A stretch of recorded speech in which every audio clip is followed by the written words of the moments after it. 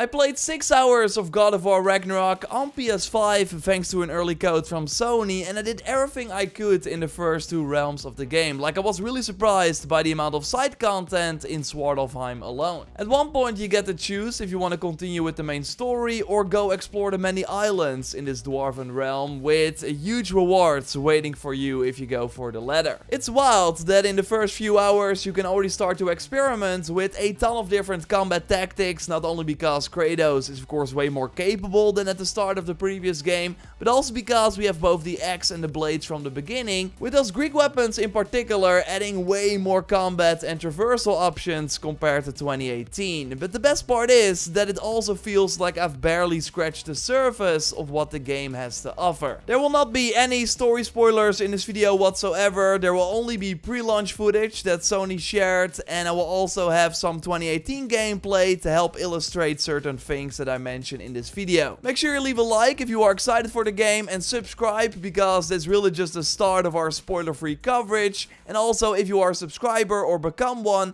they can still participate in my Digital Deluxe Edition giveaway via the link in the pinned comment. I will reach out to the winner just before launch, and with that out of the way, let's go. Sony Santa Monica immediately flexes their muscles in the first hour of God of War Ragnarok, reminding you why they are some of the best in the business. There are emotional moments as we find out what Atreus and Kratos have been up to in these last 3 years. Amazing combat encounters that you would normally only experience at the end of any other game. And I was immediately overwhelmed by the amount of skills and unlocks that Kratos has available, and overwhelmed in a good way, mind you. There are 28 Leviathan X skills, 26 blade skills, and 5 skills for Atreus, which you can unlock via his own separate XP pool. So you will not have to choose between abilities for Kratos and Atreus anymore, but can upgrade them more easily alongside each other. Kratos immediately has some skills from the previous game unlocked, like Frost Rush, where you can attack immediately out of a sprint, but also Leviathan's Fury, where you can end your sprint with R2 to do this jump. And cool in Ragnarok, as you might know, is that you can now also do this from a higher point to then jump down on enemies, or after a jump you can immediately do R2 again to make the combat more fluid. And there's even a death from above style move for the shield as well, and I will by the way touch more on the shields in a moment because they've seen some huge improvements and you can already try that out early on in the game. With the blades you can immediately do the Hyperion pull to draw enemies towards you, which really never gets old. Also the R2 sprint attack is unlocked from the start, and holding R2 to swipe the blades upwards so the enemies launch in the air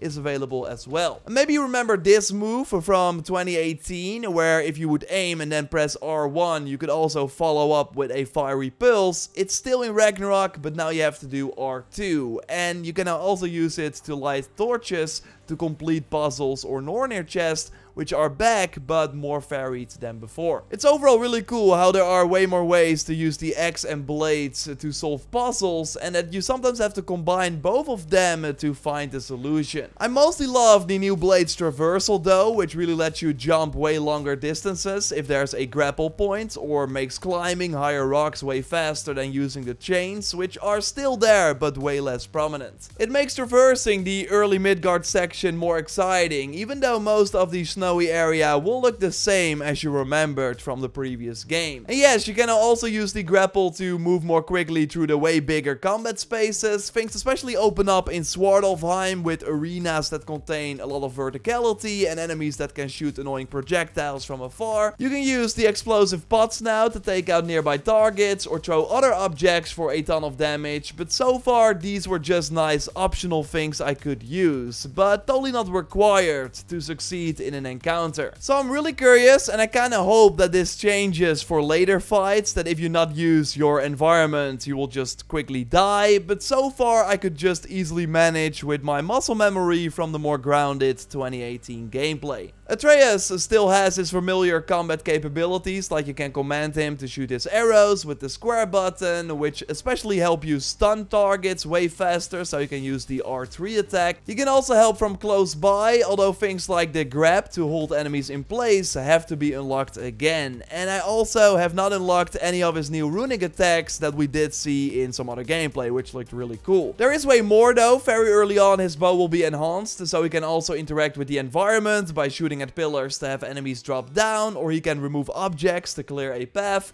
So next to the axe and the blades, you also have to use the capabilities of your boy to find secrets and solve puzzles. It all has their own visual cue though, but still, in the first 6 hours, there are a lot of tools you have to think of to reach the next area. It really kind of feels like the 2018 New Game Plus playthrough, only now the game is designed with the idea that you have the blades from the start. And there are now also really cool extra benefits for combining the strength of both weapons in combat. One brand new mechanic you will be introduced to via a tutorial early on is Frost Awakens for the axe. Hold triangle and you'll put frost on your axe so you can very easily apply the freezing effect to an enemy. And there are many other ways to apply this effect, like permafrost from the previous game is back. You will have to unlock it again in Ragnarok, and with this, if you just do attacks but do not get hit, then you power up your axe even more to also apply freezing damage. But completely new is that your blades can deal more damage to a frozen target now after unlocking an early skill. So this really pushes you to switch to the Blades of Chaos for more damage instead of sticking with the axe after freezing a target. And there's a similar skill the other way around, so burn enemies by tapping triangle with the blades and then switch to the axe for increased damage. Another layer is that skills can rank up now, so from the start, by aiming, you can throw your axe with R2 and R1, but let's say you want to upgrade the R1 attack, then you have to use it 100 times, which might sound like a lot, but you can just spam it on a single enemy. As long as you do damage, it will count, and then you go from bronze to silver and from silver to gold. And at this final level, you can apply a mod to the skill, increasing either the damage of that skill,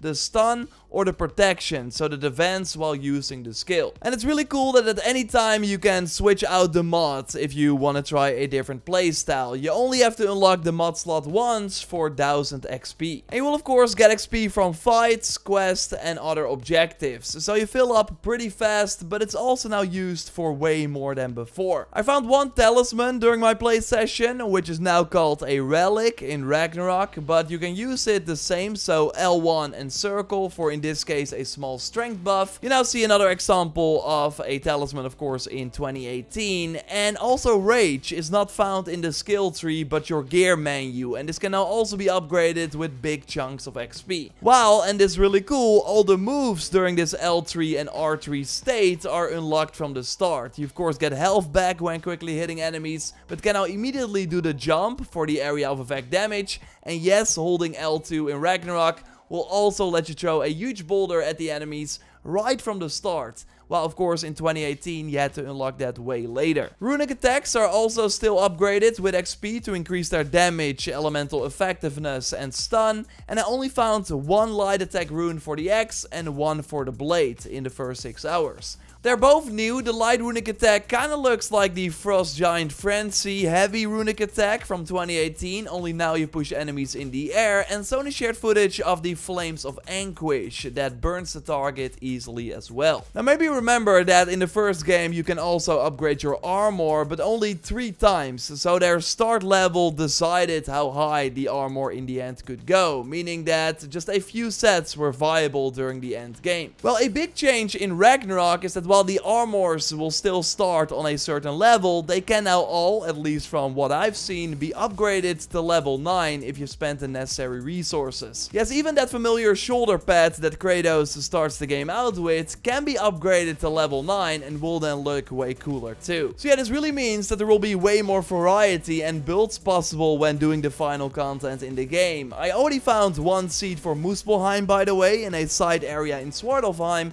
with Atreus noting that he would be excited if the combat challenges would return again. We only have like brief footage of this realm from pre-launch material. I'm really curious what they will do this time, and as you might know, all 9 realms are available to explore this time around. I spent most of my time doing side content in Svartalfheim, and I still have a 48% completion, with some paths still blocked because I lacked special equipment. Like, my main takeaway from this preview session is that that this game is massive, and I'm really curious what type of side bosses will await us later on, because so far the special mini bosses that you mostly encounter through the main story all have different weak spots and attacks you have to worry about. I also only encountered one of each of them, while the menu does hint at a few more in the rest of the game. One of these special encounters are the Draugr holes. I got no footage of this here, but they kind of reminded me of the realm tears from 2018, and these will reward you with a Chaos Flame to upgrade the blades,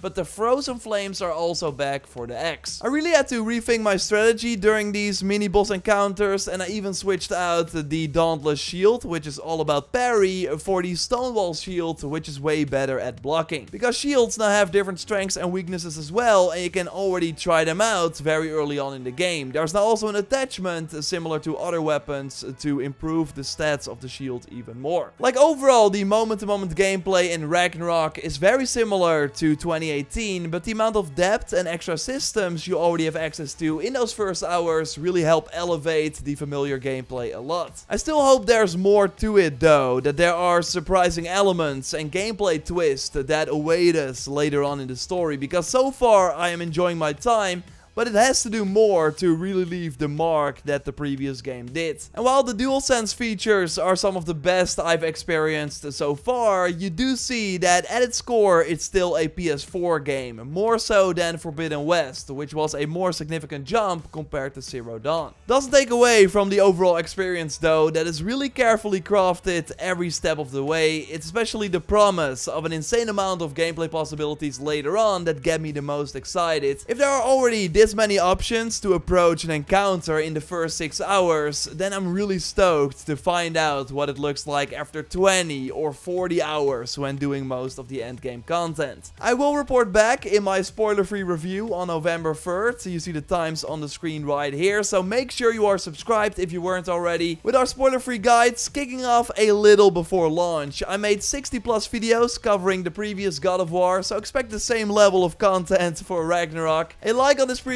would of course really help me out, and check out our previous God of War video going over all the recent news by clicking on the screen. For now though, I will speak to you soon, and goodbye.